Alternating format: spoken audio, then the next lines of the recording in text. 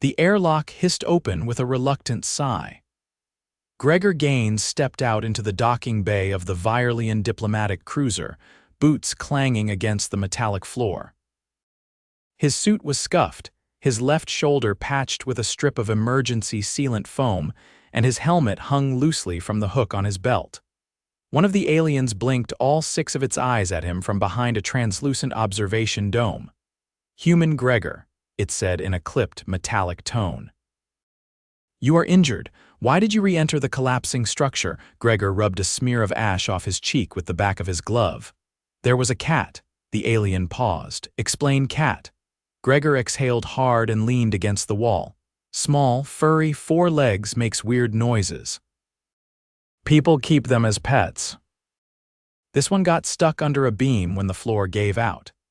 You risked exposure to a plasma leak, structural collapse, and gravitational instability for a non-sentient animal," the alien asked, voice rising slightly in what Gregor had learned was its species' version of disbelief. Gregor shrugged, one side of his mouth lifting. "Somebody had to rescue the cat." The alien stared. The mission had been simple, at least by diplomatic standards. Earth's newly established presence on the Intergalactic Coalition Council meant observers were sent to any active disaster zones within their quadrant. In this case, a mining station orbiting Kethel V suffered a reactor surge that compromised the outer hull. Human teams were requested for joint rescue operations due to their adaptability in low-oxygen environments. "Lieutenant Gaines," a voice crackled from the comm embedded in his collar, "medical's waiting. You've got second-degree burns on your arm and you're short on blood." "Sit tight." Gregor slid down the wall, resting against the cool metal. "Copy that." The alien Vurren, if Gregor remembered right, peered at him through the glass again. "You endangered yourself for a creature incapable of gratitude." Gregor let his head knock lightly against the wall behind him. "I didn't do it for gratitude. Look, there was a kid crying. Her name's Willa. She's one of the station crew's daughters. She was screaming about her cat, said it wouldn't come out from under the beam. Everyone else was too busy stabilizing the reactor core to care. I saw her face and I thought, hell, if that was my little sister." Vurren didn't respond. It blinked again, slower this time.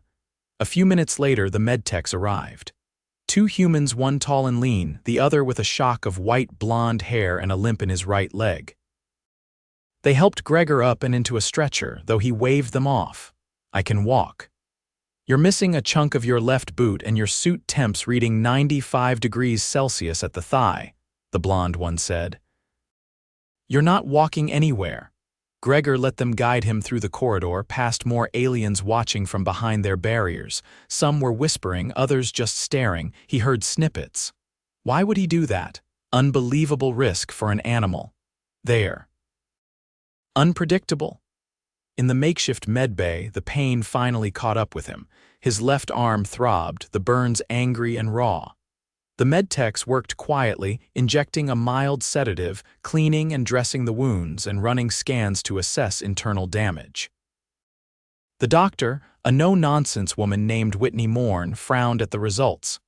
"You've got a fractured rib and minor lung bruising," she said, pressing a scanner to his side.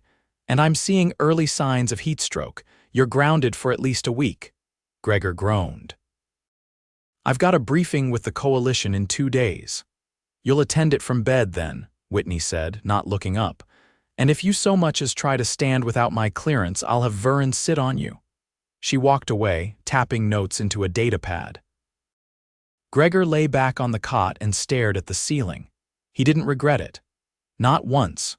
3 days later, Gregor sat in a cramped conference room aboard an orbiting Coalition ship, his left arm in a sling and his ribs tightly wrapped. The cat, now named Ember by Willa, was curled up in his lap, purring softly. The girl had insisted that Ember be present for moral support. Across the table sat a panel of alien delegates. One of them, a towering creature with translucent skin and a mouth that looked more like a vertical slit, gestured toward the cat. "This is the being you risked your life for," Gregor nodded. "She was trapped. Nobody else could reach her." A different alien leaned forward. This one had a spherical body floating within a protective gel casing. Was this creature of strategic importance?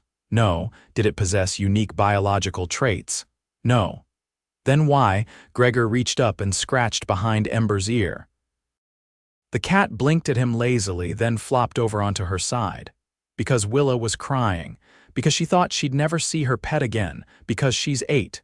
You don't always need logic to do the right thing. The delegates whispered among themselves. Gregor shifted, careful not to jostle his ribs. You asked Earth to join this council because we're good in emergencies. We think on our feet, we adapt, but there's something else. We care, even when it's irrational, even when it's dangerous. That's who we are. The room fell silent. Then Vurren's voice echoed from the back. I have reviewed the surveillance footage. It confirms Lieutenant Gaines entered the unstable zone without backup, removed the beam manually, and carried the animal out while the structure collapsed behind him. Another alien asked, And you did this knowing the probability of death exceeded 75%? Gregor looked down at Ember. Yeah, the cat meowed. After the meeting, Vurren approached him in the corridor. You do not value your own life above all else, it said. This is difficult to categorize. Gregor sighed and leaned against the wall. You're not supposed to categorize it. Just try to understand it. Vurren hesitated. I will attempt to do so. Before Gregor could reply, a klaxon blared. A red light pulsed above the hallway. Over the shipwide intercom, a voice shouted, Hull breach in Section 12. Atmospheric leak in progress. Gregor froze. His ribs protested as he turned. Vurren looked at him. You are in no condition to respond. Gregor was already limping toward the emergency locker. Doesn't matter, someone's gotta help. He pulled on a suit, teeth clenched as the motion tugged at his burns. The helmet sealed with a click. Vurren followed. Inside Section 12, chaos reigned. A cargo drone had malfunctioned, punching a hole through the outer hull. Emergency shutters had sealed off most of the section, but a small crew of engineers was trapped behind a jammed bulkhead. Gregor worked without thinking. He bypassed the locking mechanism, used a hydraulic spreader to wedge the door open, and helped the engineers crawl through. One of them, a woman no older than 20, clutched his arm.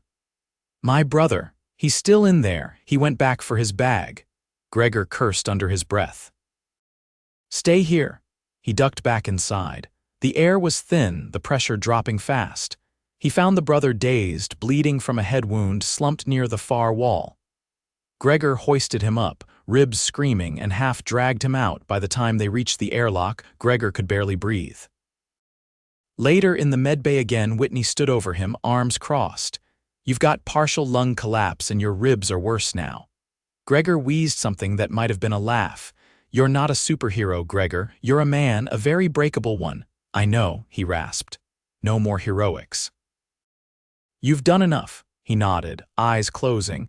He spent the next 2 weeks in recovery, most of it in bed. Willa visited often, sometimes bringing Ember, sometimes just sitting quietly with him. She never said thank you, not directly. She didn't have to. Vurren came once, carrying a small tablet. I have studied additional data on Earth's cultural behaviors.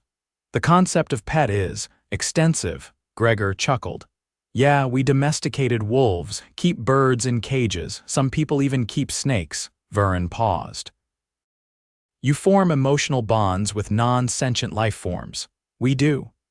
Even when doing so increases emotional vulnerability. Especially then, Vurren nodded slowly. Perhaps this is not a weakness, perhaps it is. Resilience of another kind, Gregor smiled faintly. Took you long enough. The alien turned to leave but stopped. I have requested a transfer to Earth for cultural immersion. Gregor raised an eyebrow. You want to live with humans. I wish to understand why you would face danger for something that cannot repay you. Gregor shifted in bed, wincing at the pain.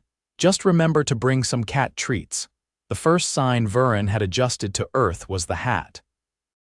It was an oversized fishing cap, bright green with a stiff brim and a frayed patch that read, World's Okayest Uncle. It sat loosely atop Vurren's domed cranial plates, clearly not designed for anything with a segmented skull and bioluminescent ridges. Still, he wore it like he'd been doing so for years. Gregor, now off oxygen support and limping without assistance, blinked up from the bench outside the Coalition Embassy Annex. "You look like a tourist from a hallucination." Vurren's vertical eyelid blinked once. "The merchant assured me this garment would ease cultural integration." "Did they also sell you a mug that says I survived Earth traffic?" I declined the mug.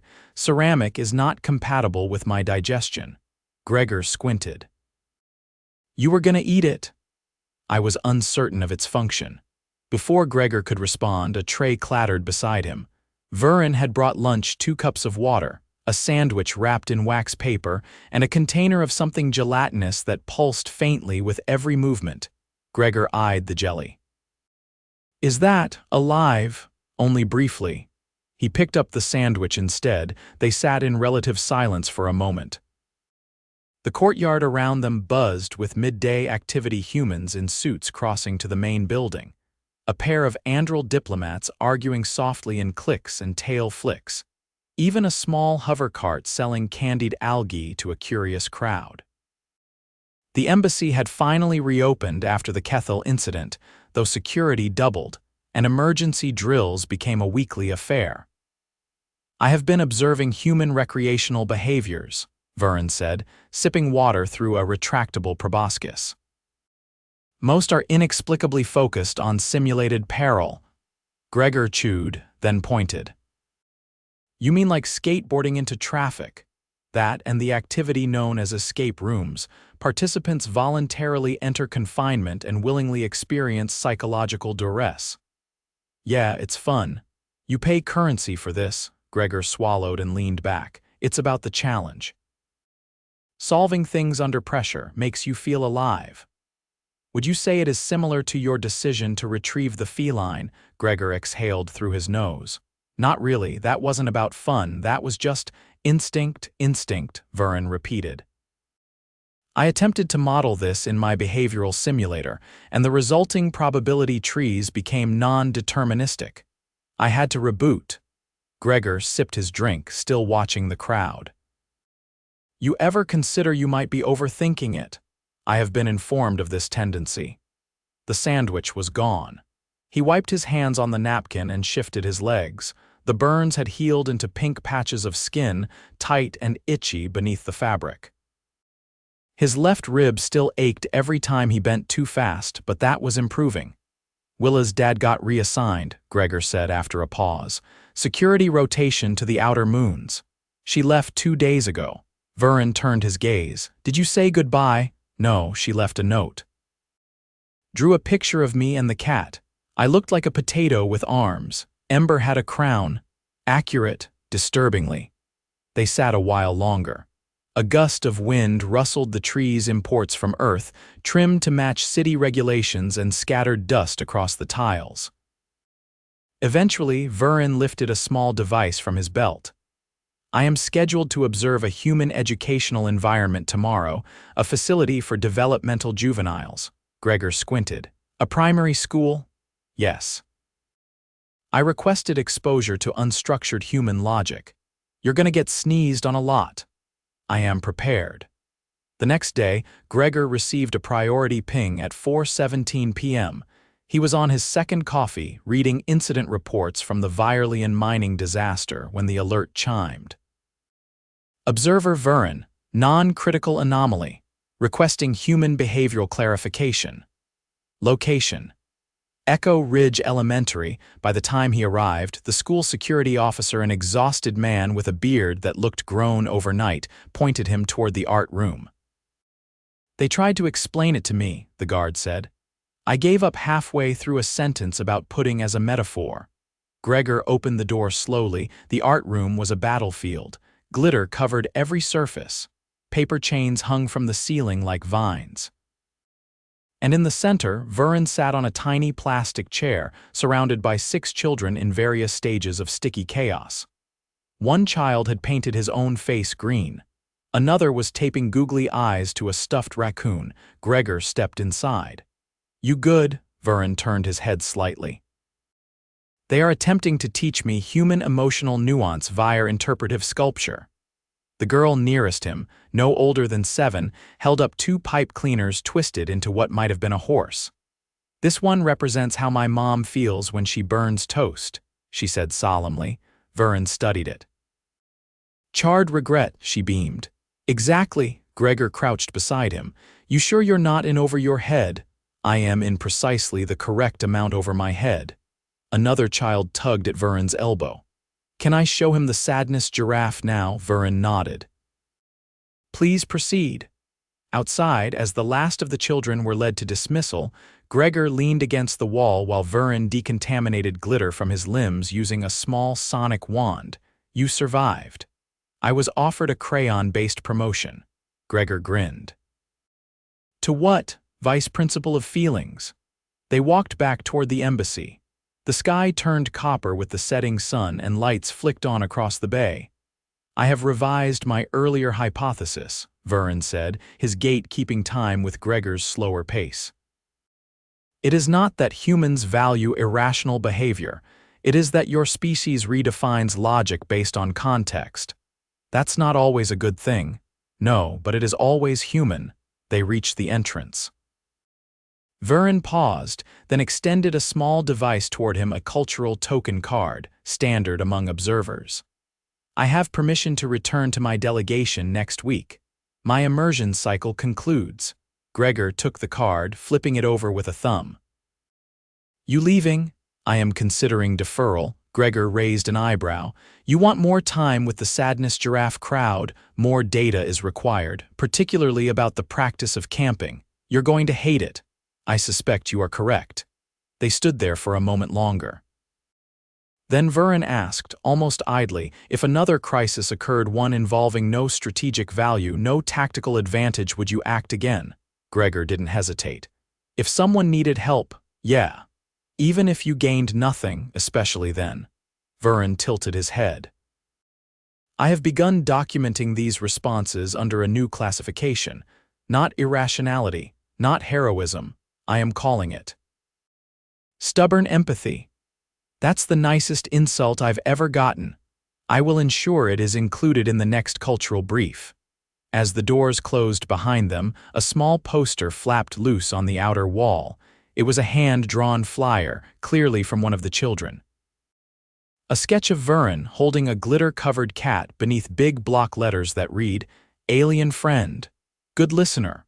Probably magic." Neither of them saw it, but it didn't matter. They were already inside discussing the logistics of s'mores. The rain had been falling steadily for 3 hours, not the dramatic kind that came in bursts, but the persistent drizzle that soaked your clothes without you noticing, until everything felt 5 pounds heavier. Gregor's jacket was slicked down the arms by the time he stepped off the tram near the hillside evacuation site. The ground squelched beneath his boots. A collapsed commuter crawler had left 34 people stranded in a ravine on the outskirts of Sandorian.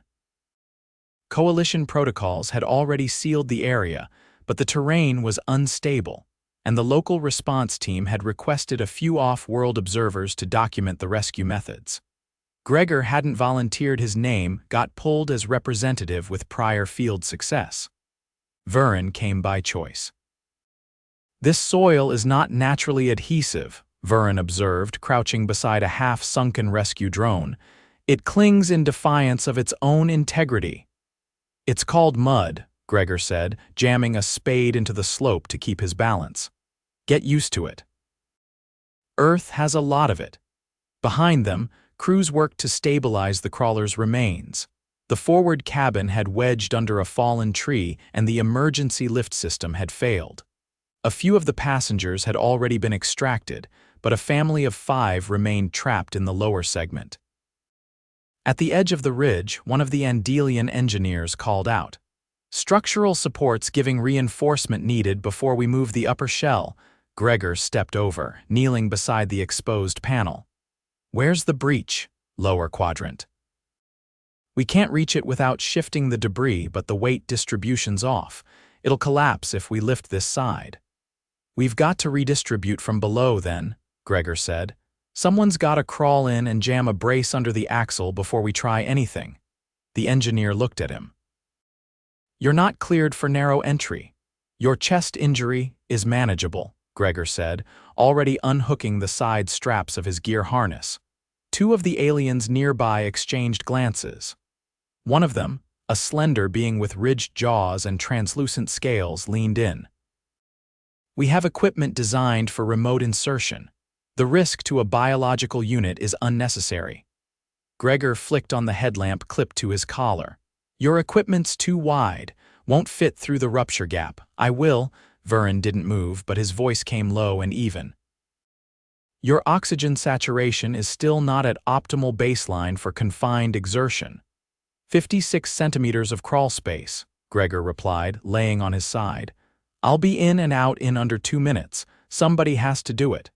The mud sucked at his sleeves as he slid under the wreckage. Inside, the space narrowed fast. Sharp steel edges glinted in the beam of his headlamp. The smell was worse: scorched insulation, oil, and wet earth. His ribs flared as he pulled himself forward, one elbow at a time. Breathing shallowly helped, but the pressure built fast as the crawlspace tightened. 15 seconds to target, someone radioed in his ear. Gregor didn't answer. He found the axle, a thick beam sagging under the weight of the upper cabin, and wedged the hydraulic brace beneath it. The stabilizer hissed as it expanded. He twisted the pressure valve and braced his shoulder against the crawlspace wall to keep from slipping as it locked into place. Stabilizer secure, he said, voice thin. You can lift the panel now. The structure groaned as the team above adjusted the supports. Gregor counted the seconds, ribs aching, one knee jammed against a protruding pipe. Clear for extraction, the voice came finally. He backed out slowly, dragging himself through the mud and debris. His vision blurred at the edges by the time they pulled him free. Vurren caught his arm before he could collapse. You are bleeding, Vurren said, scanning the torn fabric along Gregor's forearm. Surface cut, Gregor muttered. Nothing deep. The on-site medic disagreed. You need stitches. Sit down before you fall over. Gregor didn't argue. They patched him up on a collapsible bench while the family was pulled from the wreckage. The youngest child, a boy no older than 6, clutched his mother's hand and stared at Gregor with wide eyes. You're the one that went in, the boy said, voice hoarse. You crawled under. Gregor nodded, pressing gauze to his arm. Wasn't too tight, just a little muddy. The boy blinked slowly. I thought you were gonna die. Well, I didn't, Gregor said, so you're stuck with me. The boy grinned and ran back to his parents. Later that evening, back at the embassy's recovery bay, Gregor sat on a cot with his arm stitched and bandaged. His ribs had taken another hit, nothing cracked, but the bruising had deepened. The attending nurse ran another scan and frowned. Lung efficiency's down 6% since last week. You're not giving yourself time to heal. Gregor leaned his head back. The alternative was letting that thing collapse. She didn't argue, just reset the scanner and walked away. Vurren arrived after dusk. The rain had stopped, leaving the walkways slick and the air thick with humidity. He carried a folded sheet of paper, which he placed on the small table beside the cot. Your image appeared in a local news bulletin, he said. They described you as recklessly competent. Gregor opened one eye. Flattering. I have been compiling a report on the incident for the Coalition's Behavioral Analysis Division. They have requested clarification on your decision-making process. Let me guess, why did the human willingly crawl into a death trap again? Vurren didn't answer immediately. Instead, he unfolded the paper. It was a child's drawing, the boy from the crawler wreck, stick figures, a crooked crawler, and a little man with a yellow light on his head crawling beneath it. Above it, in large letters, the guy who helped. They consider you a figure of safety, Vurren said. Even when your actions appear unsafe. Gregor glanced at the drawing. It's not about being safe, it's about being useful. You do what needs doing. Vurren paused. You are aware no one ordered you to enter that crawler. Gregor shrugged with his right shoulder, the left still ached too much. Didn't need an order, just needed a reason. There was a long silence between them. Outside, a few embassy drones zipped past, their blue lights flickering off the glass. Gregor closed his eyes again. "You're not going to talk me out of it," he said. "I know." Vurren stood. "I have filed my final report. My immersion term is complete." Gregor opened both eyes. "You're leaving?" "I am returning to my delegation to submit my observations in person, but I will return." Gregor nodded slowly.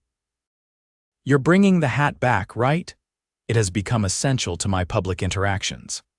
The next morning, Gregor walked slowly to the observation deck overlooking the bay. A new crew had arrived from the Coalition, mostly analysts and logistics officers. One of them, a three-legged creature with a rotating sensory core, nodded at him as they passed. He leaned on the railing, watching the water. The storm had passed completely, and the sky was clear.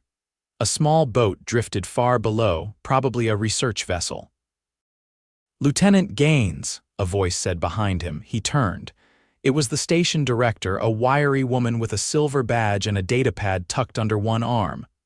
"I just read your report on the crawler incident," she said. "I've seen risk-takers. You're different." Gregor raised an eyebrow. "How so?" "You don't take risks for the thrill. You take them because you can't look away." He didn't answer. She stepped closer. "The Coalition's going to keep watching. They're trying to understand us, you know. Not just what we build, but what we'll break ourselves to protect." Gregor looked out at the water again. "Then I hope they're paying attention." She left without another word. At noon, a small private shuttle left the Port Vurren's delegation transport. Gregor didn't go to the pad. He didn't need to. That evening, a new message arrived on his terminal. It contained only a single image: Vurren standing in front of the council archive, holding a plush feline toy. The hat was still on his head.